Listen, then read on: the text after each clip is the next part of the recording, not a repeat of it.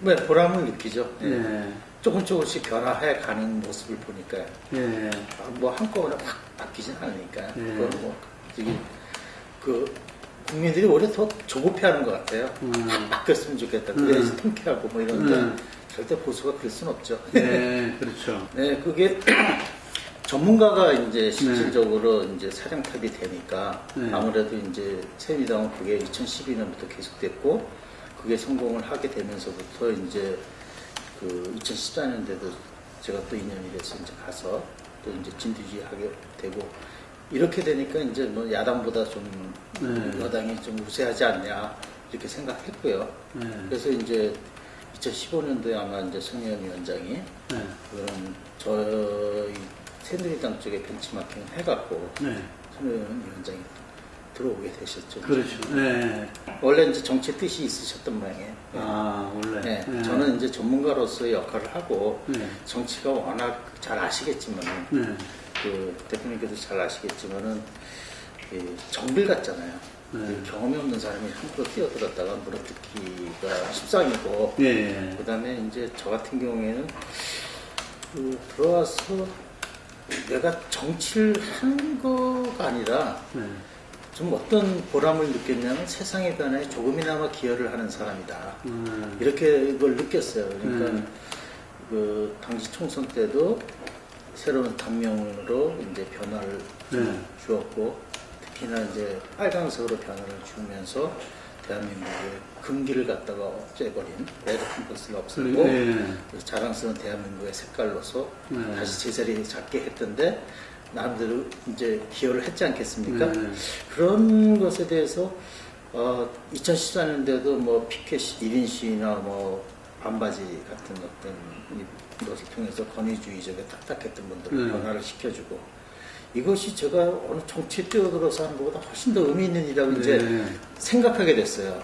그러니까 누구든지 주변에서 수없이 많은 사람들이 배지 달면 좋다, 뭐 배지 달아야지 힘이 생기고 당신 하는 일이 큰 도움이 될 거다 이렇게 생각했지만은 그런 마음에 대해서 2012년부터 그럴 다음에는 그럴 수도 있겠다 뭐 이런 생각도 했었어요. 근데 14년도 겪고 이렇게 하다 보니까 내가 여기 와서 하는 일은 이런 것이 의미 있는 거구나. 여의도에 와갖고 내가 똑같은 모습으로 똑같이 가는 게 중요한 게 아니지 않냐. 이런 생각을 했었습니다. 그래서 이번에도 그런 얘기가 나올 때는 아예 처음부터 싹을 자르자. 그래야지만 저 자신이 이제 이런 일을 할 수 있는 거고 그런 마음을 이제 좀 진심으로 느껴지시는 모양이에요. 저희 당에 있는 지도부나 의원님들이. 그래서 그분들도 저를 믿는 거예요. 그러니까 지금 뭐 소위 개파라 해갖고 뭐 친박이다 비박이다 여러 가지 소용들이 있지 않습니까? 근데 유일하게 저를 이 개파에 초월해서 다 믿어주시는 것 같아요. 제가 그런 마음 때문에 그런 거 아니에요. 매일매일 그만두고 싶은 마음이 똑같아요. 그렇지만은 이제 어차피 이제 후보 등록할 때 그거 며칠 남지 않았지 않습니까? 그때는 다 이제 뭐 갈등이 봉합되지 않겠냐 이런 생각이고 제가 지금 그만두고 싶어도 그만두지 못하는 게 제가 지도부나 뭐랄까 이 공간이 때문에 내가 그만둘 수도 있겠지만은 지금 현재에서 이제 그런데 그게 아니라 그냥 후보는 때 그만 못 두는 거죠. 제가 이제 그 동지들이 다 밖에 나와서 지금 발통동 굴르면서 총선에서 어떻게 이제 승리하기 위해서 최선을 다하고 노력하고 온몸을 다 바치는데 제가 무책임하게 그만둘 수는 없죠. 지금 상황에서는 이제 그냥 후보만 바라보고 가겠다 이렇게 생각. 제가 2014년도 이제 7월 말 끝나고 바로 나와서 이제 경기도 혁신위원회 위원장 가고 그러면서 이 공무원들, 그다음에 기업가들, 청년들, 그리고 스타트업 하는 친구들 수없이 많은 사람을 만났던 것 같아요. 많이 만나면서 대한민국이 이 정도 이 상태로 가면은 굉장히 힘들어진다 이런 생각을 많이 했거든요. 그러니까 그거에서 대한민국 우선적으로 해결될 과제가 무엇일까? 그런 것도 토론도 많이 하고 저희 이제 팀에서도 이제 같이 얘기를 하면서 개혁을 기치로 내렸을 때 이미 어느 정도는 그런 부분에 대한 아젠다를 좀 갖고 왔어요. 그게 뭐냐면은 소위 얘기해서 엄마들이 힘들게 살아요. 아기를 키운다. 근데 그거를 단지 이 기존의 공공보육 있지 않습니까? 어린이집이나 뭐 유치원이나 아니면 뭐 기타 등등 뭐 국공이나 이런 쪽만 바라보고서는 각자의 해결점을 거기서 찾으려고 하는 게 문제였다. 왜냐면 엄마들이 그런 엄마들은 이미 이 혜택을 받은 엄마들이에요. 그러니까 어린이집도 마찬가지로 수없이 기다리다가 안 되는 경우가 많지 않습니까? 예, 예. 그러니까 어린이집에 들어가신 분들, 그다음에 유치원 가는 분들, 그다음에 집에서 아이를 키우는데 뭐 연변의 도움이라든지 뭐 이렇게 아주머니들 이렇게 해갖고 200만 원 주고서 하는 분들 다 그분들은 힘들게 아이를 키우는 분들이 아닌 거거든요. 어느 정도 그분들도 마찬가지로 힘들게 다 키워요.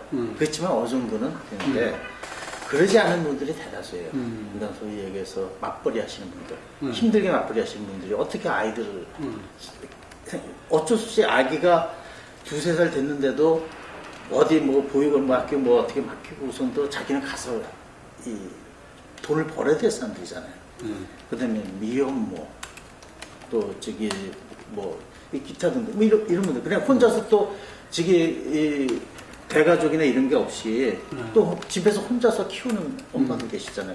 그런 분들이 예전에는 대가족 제도에서는 아기 키우는 방법을 다 어르신들이나 이런 분들이 다 전수해주고 얘기 나눠주고 그게 공동 육아예요. 그게. 그러니까 예전에는 대가족 제도에 있어서 공동 육아가 있지 않습니까? 이제. 근데 그게 다 무너져 헷갈리게 되거든요.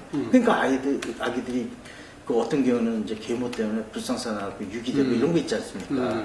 이런 것이 우리나라의 저출산의 핵심이다. 저는 그런 얘기를 많이 들었어요. 그러니까 이거는 이 근본적으로 이 개혁이 바뀌지 않으면 안 된다. 그런데 독일에서 이미 80년대 초반에 그런 어떤 것에 문제점 이슈가 있으니까 대가족 제도가 무너지고 헷갈리게 되니까 어느 이 할머니가 자기의 집 아파트에서 그런 공동육아를 하기 시작한 거예요. 그게 지금은 유럽이나 전 세계적으로 마더센터라는 개념으로 해서 이제 그게 전파가 된 거거든요. 제가 와서 해야 될 일은 뭐냐면 이런 근본적인 문제에 대한 부분을 한번 서로 같이 짚어보고 그리고 저희는 마더센터라는 거를 갖고 이 엄마들이 어디 시장 갈 때나 아니면 힘들게 아기를 키울 때 집 근처에 있는 은행처럼 하는데 마더센터 가서 상담도 하고 그리고 시간제 보육 서비스도 받고 이러면서 마음의 안식이 될 수 있고 공동 보육을 얘기하고 이런 것들이 우리나라에 만들어져야 된다. 그래야지만 우리 여성들이 아기를 낳지 않냐. 네? 어떻게 불안하고 힘들고 그런데 어떻게 아기를 낳겠다고 생각하냐. 그러니까 이 목소리는 뭐냐면 우리 당뿐만 아니라 우리 국민들 그리고 우리 정부에 계신 분들 이런 분들이 다 들어야 되는 목소리라고 생각해서 이거를 발제하는 거예요. 제가. 그리고 그것에 대해서 우리 당에서는 일부 공감하시는 분들이 적극적으로 해주시는 분들이 있고 아니면 또 홍보분성이 뭔데 네가 와서 정책 갖고 얘기하는 분들도 있고 그런 것이 무슨 뭐 제대로 된 무슨 돈이 되고 뭐가 돼야지만 된다. 이렇게 하면서 알맹이 빠져가고 이런 것을 얘기하는 분, 그러면 알맹이가 다 빠져나가지 않습니까? 예? 그래서 저는 이것은 국가가 해결해야 될 우선적 과제다. 우선적 과제를 갖다가 제안을 드리고 발제를 하고 이거에 대해서 약속을 하라. 이겁니다, 저의 의도는. 근데 그거하고 또 하나는 또 뭐냐면은 40대, 50대 있지 않습니까? 우리 대표님께서는 50대신가요? 40대? 50대 중반이시죠. 근데 요즘 놀란 게 뭐냐면 저는 50대 60이잖아요. 놀란 게 뭐냐면 예전만 같더라도 50대 중반에서 그런 걱정 안 했어요. 근데 지금 40대 중반에서 퇴직후 걱정을 하기 시작했어요. 그리고 100세 인생 나오는데 그러면 인생이 반뿐이 안 살았는데 퇴직을 하라고 그러고 퇴직을 걱정해야 되고 퇴직 후에 나는 무슨 일을 할 것인가. 자기 일이 과연 퇴직 후에도 계속 이어질 수 있는 방법이 있을까. 아니면 자기 일 말고 다른 일을 내가 하고 싶은데 어떻게 해야 될까. 아니면 전 세계 각국에 돌아가면서 사회하고 기여하고 헌신할 수 있는 방법은 없을까. 이런 고민을 해야 되지 않습니까? 근데 이런 고민이 아니라 인생을 너무 고달프게 살다 보니까 막상 퇴직할 때 되면 아무런 준비가 없는 거예요. 그래서 저는 4050 자유학기제, 그래서 자유학기제 중학교 때 있듯이 자기 자신을 뒤돌아보고 그 고민도 해보고 준비도 해주는 그런 기간을 국가와 기업이 해줘야 되는 게 아니냐. 그것도 그래서 발제를 한 겁니다. 과감하게. 어떻게 해주는 거죠? 네? 어떻게 해주는 거죠? 그러니까 그걸 저는 이제 이 안식년 휴가처럼 하자. 그러니까 한 6개월 정도의 저희 유료 휴가 방식으로 해서 거기서 6개월 동안 그 어디 가서 아카데미나 자기 직업에 대해서 고민도 해보고 그 새로운 어떤 준비를 할 수 있는 과정도 되고 그래서 나중에 막상 들어와서 치킨 세트 만들고 이러지 말자 이런 거예요. 그러니까 근데 그거에 대해서 이슈가 뭐냐, 그럼 유로로 가면은 당신 뭐 돈이 얼마 들어가고 뭐가 들어가고 막 복잡하게 들어가지 않습니까? 그거를 1년 동안 토론하면서 1년 동안에 완성시키자는 거예요. 20대 총선 국회 들어가서 우리 의원님들이 이거를 발제해갖고 법제화시키고 정부가 법제화시키고 이렇게 해서 가자는 얘기예요. 저는 무슨 공약이 맨날 돈 얼마 들어가고 뭐 들어가고 뭐 들어가서 딱 있는 거 갖고 하자는 얘기. 이건 아니. 그렇죠. 그러니까 그렇게 가는 거 해갖고 지켜진 게 뭐가 있겠습니까? 저는 그것에 대해서 이래서 이런 거예요. 그냥 국가가 우선적으로 해결해야 될 과제가 3개다. 바로 마더센터 같은 엄마들의 아기를 키우는 문제, 그 다음에 근본적 문제를 해결해야 됩니다. 두 번째, 40대, 50대에 퇴직 후에 걱정을 하는데 그분들의 자식이 청년들 아닙니까? 이게 이분들에 대한 어떤 문제나 이런 것들을 해결해 주지 않고 어떻게 청년의 문제를 또 같이 해결할 수 있겠냐 이거죠. 결국 세대 갈등만 부르기는 거죠. 그래서 40대, 50대의 문제를 해결해야 된다. 그다음에 청년의 일자리 문제. 청년들 일자리 오늘 청년 와서 발제했잖아요. 그게 그거예요. 뭐냐면 청년들이 뭐 마치 뭐 일자리만 늘어나야 된다고 이렇게 하지만은 재정 독립이 되지 않고 국어 독립이 되지 않으면은 청년 독립이 있을 수가 없다는 거거든요. 그러니까 근데 재정 독립을 하려는데 막상 우리 청년들이 중소기업을 가고 싶어더라도 거의 뭐 180만 원, 200만 원 정도 받는다 이거예요. 그러면 거의 뭐 통신비 이런 거 빠지고 그러면은 거의 움쩍도 못 할 수 있는 그런 중소기업들이 굉장히 많다.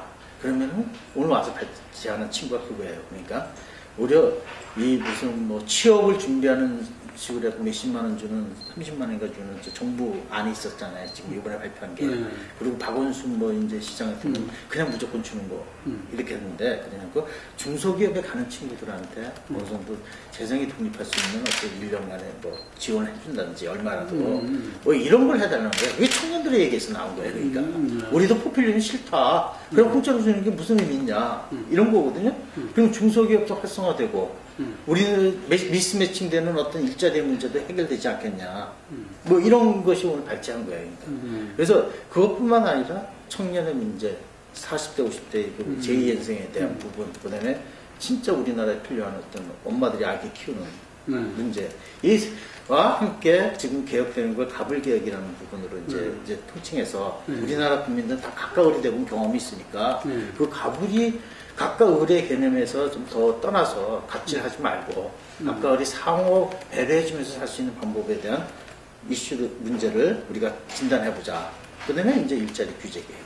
규제개혁을 일자리가 그러면 규제개혁을 완전히 철폐하는 식으로 가야 되는 거 아니냐. 그래서 이 5가지 아젠다를 우리 대한민국이 2016년도에 해결해를 우선적 과제라고 그렇게 여의도 연구원하고 조율하고 발표를 한 겁니다. 이제. 이런 거 좀 홍보라는 게요. 상품이 잘 나와야지 홍보가 잘 됩니다. 근데 우리는 지금까지 여의도가 제가 이번에 너무 무리하게서라도 이걸 밀어붙인 이유가 있습니다. 여의도는 세상과 격리된 섬입니다. 아실 거예요, 잘. 여기는 여의도는 아주 유아독존이에요. 그리고 여기 계서 일하시는 분들은 다 세상과 격리되게 살아요. 그렇기 때문에 지금 세상이 변하고 있고 뭐 인공증이 어떠다 알파고가 어떠다 이제 떠들썩하니까 이제 아는 거야. 그게 그 전까지는 다 똑같아요. 변하지가 않아요. 그 변하지 않는 곳에서 나오는 정책이 뭐가 있겠습니까? 솔직히 말씀드리죠. 변하지 않는 쪽에서 나오는 정책들이 지금 세상과 격리돼 있다는 얘기예요. 그래서 저는 2014년도 7월 말 끝나고서 1년 5개월인가 동안에 수없이 많은 사람을 만나봐서 그 중에서 추출된 것이 우선적 과제가 이런 거다. 이거를 제안을 드리는 겁니다. 이제 그걸 공감해 주신 분, 새누리당 지도부에 공감해 주신 분들이 있어요. 그러니까 우리 김무성 대표나 원희철 대표께 이런 분들 다 공감해 주셨고, 뭐 이인재 의원 뭐 최고위원도 공감해 주셨고, 그다음에 뭐 정부 쪽에서는 아마 공감할 거라고 믿거든요. 예? 그러니까 그런 것이 이제 그리고 또 하나 뭐냐면은 끝나고 나면은. 총선에서 무슨 공약하는지 국민들이 하나도 몰라요. 잘 아시잖아요. 그러니까 뭔 공약? 그러니까 왜냐? 한 100몇 개가 나와요. 100몇 개의 공약이 나온다는 건 공약이 없는 거나 마찬가지입니다. 왜? 국민이 모르기 때문에. 우리가 2016년도에 총 20대 국회에서 국민들이 새누리당은 이러이러한 공약으로서 정책을 실현하겠다. 이렇게 예? 기억을 하고 있어야지만 감시할 수 있지 않습니까? 그래서 그러니까 저기 한마디로 어머니들은 마더센터 그러면 그럼 마더센터가 뭐야? 예? 뭐 이러려는 거다. 그래? 그럼 마더센터 저기 2020대 국회에서 마더센터를 어떻게 할지를 한번 지켜볼게. 그런 겁니다 이제. 그러면 뭐 저기 405은 뭐야? 이런 거예요. 근데 저기 야당에서는 뭐 수사학적으로 뭐 어떻게 하겠다, 뭐 어떤 가계부처를 완화시키다, 뭐 이렇게 하지만은 그게 실질적으로 국민들한테 피부로 와닿는 게 아니지 않습니까? 그리고 그 양반들이 그분들이 그걸 발표해갖고 해결하겠다고 그러지만 2016년에 총선에서 국회에서 해결할 수 있겠습니까? 절대 해결 못 된다. 해결하면 내 손에 장을 지집니다, 이제. 왜냐? 20대 국회에서 어떻게 해결을 해요, 그거를. 야당이. 예? 그러니까 저는 야당, 여당 다 떠나서 우리 대한민국 우리 박근혜 정부와 새누리당이 2016년도 저기 20대 국회에서 해결해야 될 숙제를 갖다가 던진 겁니다. 숙제를 던지고 그 숙제가 뭐야 하는 걸 국민들이 알게끔 하는 게 제 목표입니다. 이제 이게 홍보 본부장으로서 그러면 제가 깔끔하게 떠나더라도 그 숙제를 열심히 할 거 아닙니까? 예? 맨날 오면은 당신은 포장의 기술이 달인이래갖고 포장만 잘하고 했더만 그리고 떠나고 나면 뭐냐 무책임하다. 그런 다음에 변한 거 하나도 없지 않냐. 그러면서 뭐 하청업자네 뭐 포장 기술자네 너는 사기만 치는 사기꾼이 이런다고요 지금. 저한테. 아주 트위터 뭐 댓글 보면 장난 아니거든요. 그래서 이번에는 그런 얘기 듣고 싶지도 않고 그리고 또 가장 심각한 게 뭐냐면은 총선 끝난 다음에 분명히 이제 대선 줄 세우겠으니까 대통령 선거에 몰두할 겁니다. 그는 언론도 마찬가지로 그거를 이제 뭐 거의 한 1년 반 이상을 그걸로 끌고 갈 가능성이 큽니다. 그럼 뭐 김정인 대표가 비례대표 2번을 받아갖고 뭐 비례대표 2번 받은 게 다 대선 경향에서 2번 받았지 않겠습니까? 총선 승리를 위해서는 한 16번 받았겠죠. 그러니까 비례대표 2번 받고 그래갖고 이제 친문 세력 들어오고 친노 세력 들어오면은 그거 가서 어떻게 되는지 다 부추기면서 갈 겁니다. 재밌잖아요. 예. 우리 당도 이제 뭐 비박, 친박, 이제 보니까는 뭐 이제 진박과 뭐 무슨 박이라나 뭐 가박이라나 뭐 이런 얘기도 나오고 그러면 이제 또 대통령 선거에는 대권은 누가 잡느니 뭐 이렇게 나올 겁니다. 20대 국회가 실종되고 있고 걱정되고 그러니까 거의 국회가 대선 국회가 되고 있는 거죠. 그럼 가장 불쌍한 건 누구냐? 국민들이죠. 가장 불쌍한 국민들이에요. 그러니까 이번에만큼은 국민들이 꼭 똑똑히 기억해서 20대 국회에서 실현시키게끔 만드는 몇 가지는 있어야 되는 거 아니냐. 그래서 제가 나온 게 계약서입니다. 그래서 그게 놀라가 나온 건 아니죠. 최선을 다해서 국가 경제에 미치지 않는 데서 하고 있지 않습니까? 70%. 80%. 그게 대단한 겁니다. 그게 왜냐하면 포퓰리즘이 아니라는 얘기예요. 약속을 지키려고 최선을 다하는 거고요. 보육도 무상보육도 마찬가지고요. 그게 저는 대통령이 그 욕을 먹으면서도 여러 가지 온갖 그런 걸 당하면서도 끝까지 꿋꿋하게 하시는 분이에요. 그러니까 약속을 어디 대한민국이라는 나라에 있어서 수없이 많은 이해와 계파와 무슨 어떤 종교와 이런 것이 나눠져 있고 저희 국민들은요 5천만 명의 목소리가 다 목소리가 있어요. 그거를 다 아우러 갖고 만족할 수 있는 것이 어디 있겠습니까? 그렇지만은 그 과정 속에서도 약속은 지켜가려고 꿋꿋이 가시고 있습니다. 네. 세상이 지금 엄청나게 변해가고 있고 그런 와중에서 우리가 이거를 해결해야 되는데 이 시점에서 아무런 어떤 심사숙고도 없이 집을 지라는 얘기가 똑같은 얘기예요. 그 집을 줘놓고서는 우린 이런 집을 줬습니다 하고 얘기했다가 총선 들어가면서 이거 생각해보니까 지금 집에서 아닌데요? 그러면 가장 큰 이것을 해결할 과제적 측면에서의 아젠다가 손들이째 다 사라져 버리는 거예요.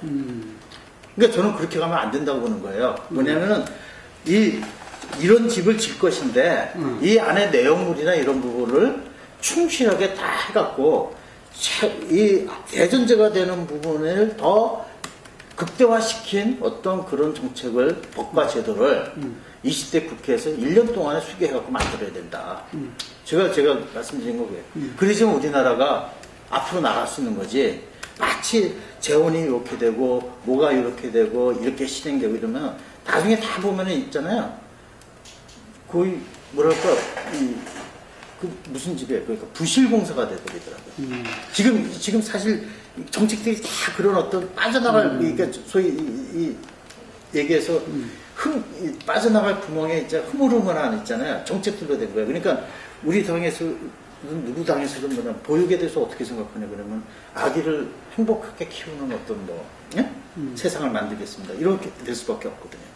왜냐면 뜨거운 감정. 저희는 뭐냐 외국의 경우에 이 사례를 두고 그 사례에서 마더센터라는 게 있는데 그 마더센터는 뭐냐 여성의 일과 자립을 도우는 미래형 플랫폼이다.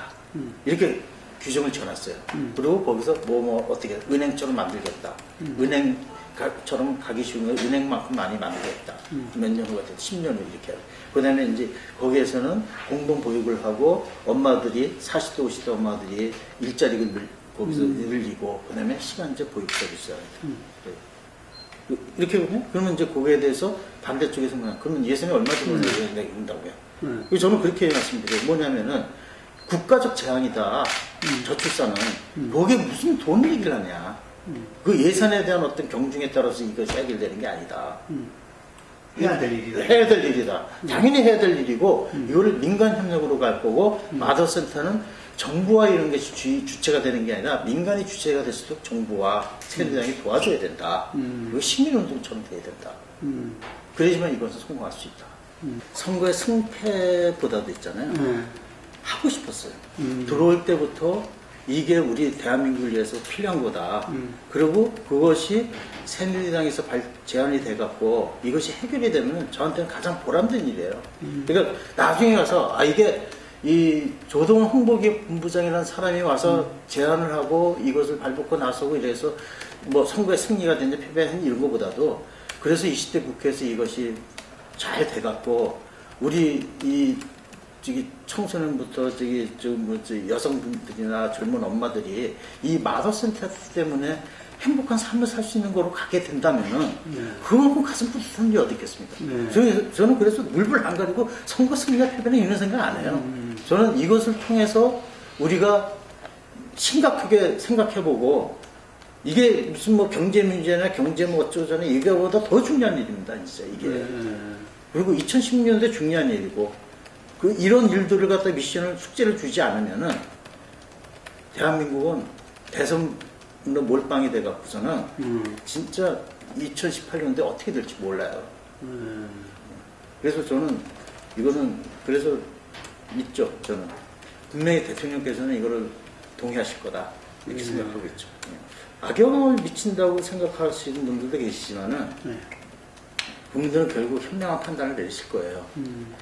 어느 당이 실질적으로 우리 국민들의 삶에 도움이 될 것인가에 대해서 판단하실 거라는 얘기죠. 지금까지 이렇게 행동해 본 적이 없어요. 저도 왜냐하면 전번 총선 때는 진짜 정신없이 그냥 아무것도 모르겠어 막 이제 자충우돌 했었고요. 2014년대는 세월호 국면에서 어떻게든 우리 당이 여기에서 극복을 해야 될 것인가를 고민했었던 거거든요. 근데 이번에는 2016년도 이번 총선 있잖아요. 마음의 준비를 많이 하고 온 거예요. 그러니까 분명히 갈등도 일으키고 분점도 있고 이렇게 여러 가지가 있을 수 있겠지만은 그러니까 조동원이 100일 전부터 끝날 때까지 어떤 자세로 국민들 앞에 이 선거의 홍보를 해나갈 것인가를 그 시나리오를 짜고 왔어요. 남한테 짜고 왔어요. 그 와중에 백보드 같은 경우에는 백보드가 아니야.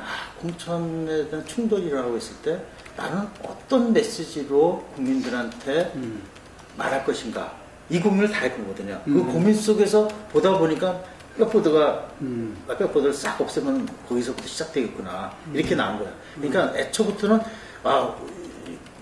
저의 메시지가 이 홍보의 메시지가 홍보 본부장의 메시지가 사라지는 날이 있을 때 어떤 자세로 해야 될 것인가에 고민을 항상 숙제를 들고서는 이것이 오다가 그러니까 이제 발견이 된 거죠. 그러다부터 이제 백보드 갖고 백보드 정치라고 그래갖고 계속 한 거고요. 이 메시지를 갖다가 그리고 이번엔 포장이 아니라 국민들한테 총선에서 남겨야 될 메시지가 뭐냐. 이래서 메시지 고민을 많이 했어요. 그래서 이제 나온 게 뛰어라 국회야. 오늘부터 시작이 된 건데 이제 뛰는 국회를 이렇게 해갖고 그리고 나중에 총선 투표하러 가실 때는 새누리당 하면 기억나는 게 뭐냐. 그게 후보도 있었겠지만 그 후보를 선택하는 이유가 저는 마더센터나 4050이나 이런 것 때문에 선택됐으면 하는 바람이 있는 거죠. 그것을 위해서 저는 최선을 다해서 노력을 할 거란 얘기죠. 그래서 되게 홍보기획본부장 하면은 선거가 돌입하면 그 전까지 준비 딱 해갖고 그때부터는 거의 할 일이 없더라고요. 2012년도 보니까는 2주 정도의 공식선거 있잖아요. 2주 동안 공식선거 동안은 홍보기획본부는 할 일이 없어갖고 그때 할 일이 없어갖고 100% 나갔다가 제가 그랬었잖아요. 100%가 이슈가 됐었잖아요. 저도 모르죠. 뭐 이런 것 때문에. 근데 요번에는 보면 마지막 끝날 때까지 할 일이 너무 많은 거예요 지금. 왜냐면 이제 설득하면서 다니면서 계약서 받으시라고 그러고 가서 또 도와드릴 거 뭐 도와드리고 그래. 도와드릴 일이 많아요. 이게 티셔츠 같은 경우도 있잖아요.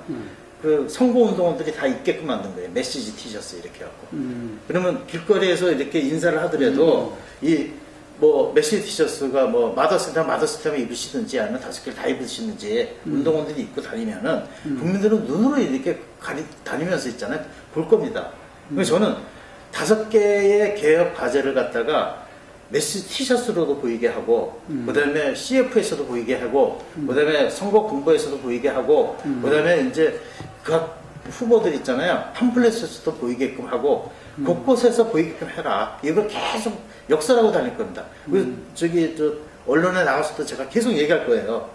그러면서 국민들이 하나만 기억하라. 새누리당은 어떤 정책을 내놨냐. 그걸 기억해 주셔요. 그리고 그 기억 갖고 1년 동안에 했는지 안 했는지를 그때 심판해 주십시오. 그래야지만 우리 국회가 잘 나가고 대한민국이 잘 될 겁니다. 이렇게 이제 전에 정도만 하는 게 성공이라고 봅니다. 과반수 정도 이상 될 수 있으면 되고 제가 저희가 제시한 새누리당이 제시한 5대 계획 과제는 다 누구나 공감하는 부분이에요. 그러니까 그것을 야당이 20대 국회에서도 또다시 태클을 걸 수는 없을 거예요. 왜냐하면은 눈이 시퍼렇게 국민들이 시퍼렇게 살아있고 국회 대선으로 갔을 때 어느 당이든 그것 때문에 심판받을 거예요. 그러니까. 그 해법은 이제 20대 국회에서 지혜롭게 가야 되겠죠. 그건 제가 국회의원이 안 되니까요. 제가 그걸 뭐라고 말씀드릴 수 없고요. 그러니까 그거는 언제든지 뭐 숙제지만은 그 선진화법 때문에 180석 이거는 좀 약간 뭐라 그럴까 마치 우리가 그거를 핑계 삼아서 거대 여당이 되겠다는 어떤 모습을 비춰줄 수 있다. 맞아요. 저는 지금 상황에서는 이 국민들이 이 많은 표를 이 한쪽에 이렇게 쏠려서 이렇게 해주지 않아요. 그거는 잘 아시지 않습니까?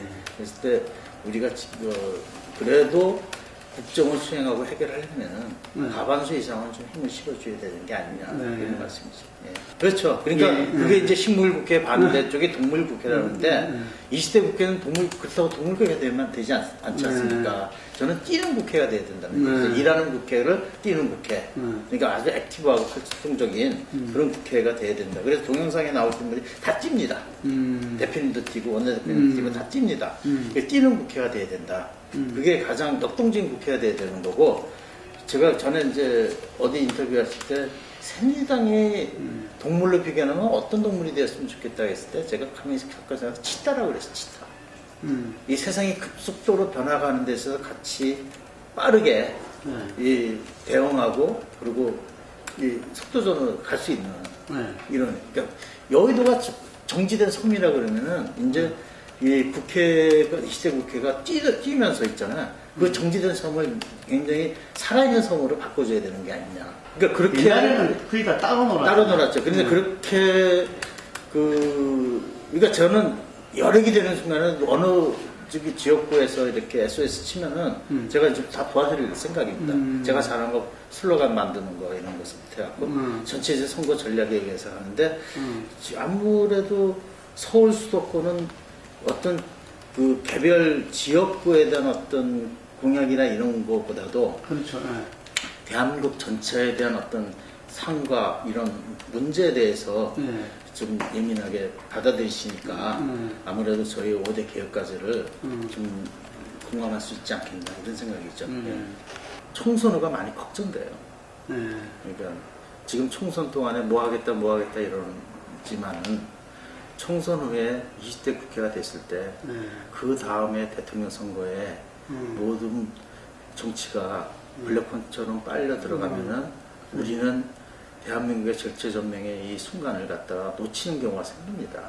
그래서 이번 총선에서는 저희 새누리당에 다 힘을 몰아달라는 얘기도 아닙니다. 그러니까 저희가 개혁할 수 있게끔 그 과제를 수행할 수 있게끔 그 정도의 힘만 좀 도와주셨으면 부탁드립니다. 그러면 아마 저도 바깥에 나가서 그 개혁과제를 수행하는지 안 하는지 아주 감시자가 돼서 1년 동안에 수행할 수 있도록